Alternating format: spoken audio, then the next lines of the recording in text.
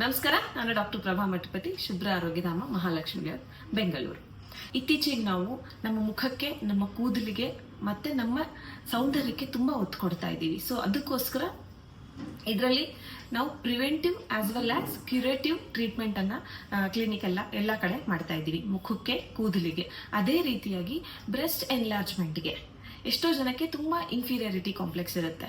It is ನನ್ನ breast ತುಂಬಾ ಜಾಸ್ತಿ ಸೈಜ್ ಇಲ್ಲ, ತುಂಬಾ ಕಮ್ಮಿ ಇದೆ, ತುಂಬಾ ಸ್ಯಾಗಿಂಗ್ ಇದೆ ಅನ್ನೋದಕ್ಕೆ. ಸೊ ಅದಕ್ಕೋಸ್ಕರ ನಾವು ಬ್ರೆಸ್ಟ್ ಎನ್ಲಾರ್ಜ್ಮೆಂಟ್ಗೆ ಹೆಲ್ದಿಯಾಗಿ ಏನು ಮಾಡಬೇಕು, ತುಂಬಾ ಪಾಸಿಟಿವ್ ಫ್ಯಾಕ್ಟರ್ಸ್ ಬರುತ್ತೆ. ಲೈಕ್ ಸ್ಟ್ರೆಸ್ ಅಂತ ಹೇಳ್ತೀವಿ, ಹಾರ್ಮೋನ್ ಪ್ರಾಬ್ಲಮ್ಸ್ ಅಂತ ಹೇಳ್ತೀವಿ, other than this some other pathological causes ಅಂತಾನು ಹೇಳ್ತೀವಿ ನಾವು. ಸೊ ಈಗ ನಾವು ಹೆಲ್ದಿಯಾಗಿ ಬ್ರೆಸ್ಟ್ ಅನ್ನ ಎನ್ಲಾರ್ಜ್ ಮಾಡಕ್ಕೆ ನಾವು ಏನು ಮಾಡಬೇಕು, ಹೇಗೆ ಮ್ಯಾನೇಜ್ ಮಾಡಬೇಕು ಅಂತಂದ್ರೆ, first and foremost healthy diet ಅಂತ ಹೇಳ್ತೀವಿ. Second thing massaging the breast ಅಂತ ಹೇಳ್ತೀವಿ. ಫಸ್ಟ್ ಹೆಲ್ದಿ ಡಯಟ್ ಅಂತ ಬಂದಾಗ ನಾವು ನಮ್ಮ ಬಾಡಿಲಿ ಫೈಟೋಇಸ್ಟ್ರೋಜನ್ ಅಂತನ್ನ ನಾವು ಇನ್ಕ್ರೀಸ್ ಮಾಡ್ಕೋಬೇಕು. So the food contains phytoestrogens, you should increase in your diet ಅಂತ ಹೇಳ್ತೀವಿ. Like example milk and milk products ಅಂತ ಹೇಳ್ತೀವಿ, ಅದ್ರ ಜೊತೆಗೆ ಸೋಯಾ ಅಂತ ಹೇಳ್ತೀವಿ, and fenugreek seeds, methi seeds ಅಂತ ಹೇಳ್ತೀವಿ. ಸೊ ಈ ಥರದನ್ನ ನಾವು ಫುಡಲ್ಲಿ ನಾವು ಡಯಟಲ್ಲಿ ನಾವು ಇನ್ಕ್ಲೂಡ್ ಮಾಡಿದಾಗ ನಿಮ್ಮ ಬ್ರೆಸ್ಟ್ ಸೈಜ್ಗೆ ಎನ್ಲಾರ್ಜ್ ಆಗೋಕ್ಕೆ ಎಲ್ಲೋ ಒಂದು ಕಡೆ ಅದು ನಿಮ್ಮ ಡಯಟಲ್ಲಿ ಹೆಲ್ಪ್ ಆಗುತ್ತೆ.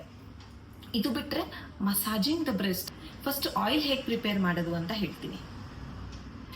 200 ml ಆಫ್ ವಾಟರ್ ತಗೊಳ್ಳಿ, 2 ಸ್ಪೂನ್ಸ್ ಆಫ್ ಮೋರಿಂಗಾ ಪೌಡರ್ ಅಂದ್ರೆ ನುಗ್ಗೆ ಸೊಪ್ಪಿನ ಪೌಡರ್ ಅನ್ನ ತಗೊಳ್ಳಿ, ಅದನ್ನ ಬಾಯ್ಲ್ ಮಾಡಿ ಟಿಲ್ ಇಟ್ ಬಿಕಮ್ಸ್ 50 ml ಕಷಾಯ ಆಗಬೇಕು. ಅದು 50 ml ಕಷಾಯ ಆಗಬೇಕು, ಅಲ್ಲಿವರೆಗೂ ಅದನ್ನ ಬಾಯ್ಲ್ ಮಾಡಿ. ಆದ್ಮೇಲೆ ಅದನ್ನ ಎತ್ತಿಡಿ. So take 200 ml of mustard oil ಅಥವಾ ತಿಲ್ ಆಯಿಲ್ ಅಂದ್ರೆ ಸಾಸಿವೆ ಎಣ್ಣೆ ಅಥವಾ ಎಳ್ಳೆಣ್ಣೆ ಅಂತ ಹೇಳ್ತೀವಿ.